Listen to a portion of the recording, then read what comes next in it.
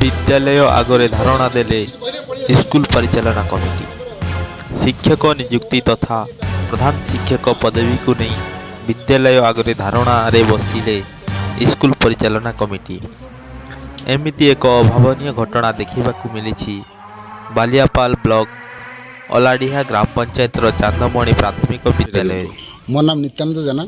मु Chandmani school chairman अच्छी manager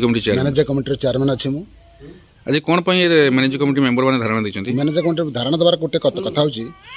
दीर्घ दिन धरिक आम स्कूल प्रायतः मास्टर नहांती एठू दुई जन मास्टर नहीं गला पर से मास्टर आज पर्यंत आमको ठीक भाव मास्टर दे पारि नहांती। एटा हूँ प्रशासन अवहेला बीओ को बारंबार बीओ को एवं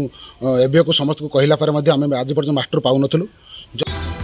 उक्त विद्यालय दीर्घ दिन धरी शिक्षक नियुक्ति होई नथिबा बेले मात्र जड़े शिक्षयित्री प्रधान शिक्षक दायित्व में रही कार्य तुलाइथिबा बेले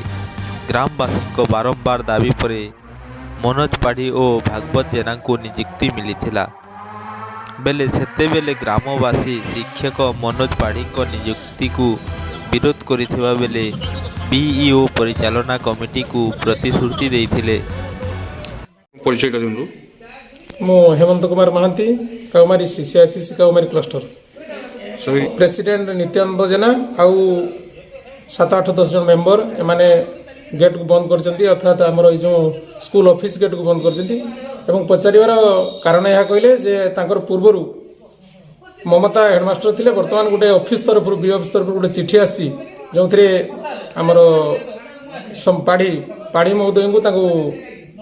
हेडमास्टर चार्ज देवाई कहूँ से चिठी उल्लेख अच्छी किंतु गाँ वालांकर जो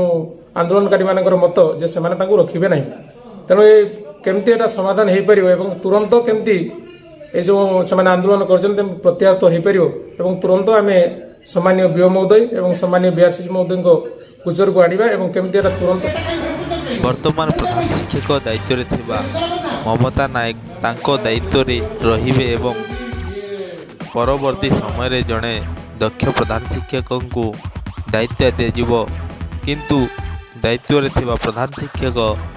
शिक्षक मनोज पाढ़ी को दायित्व हस्तांतर पर निर्देश आसीथिबा जानी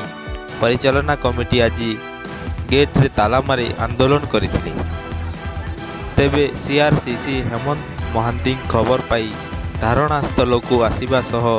दाबीपत्र ग्रहण करी तुरंत दाबीर समाधान रास्ता बाहरिबार प्रतिश्रुति पर धारणारू उठिले परिचालना कमिटी सदस्य।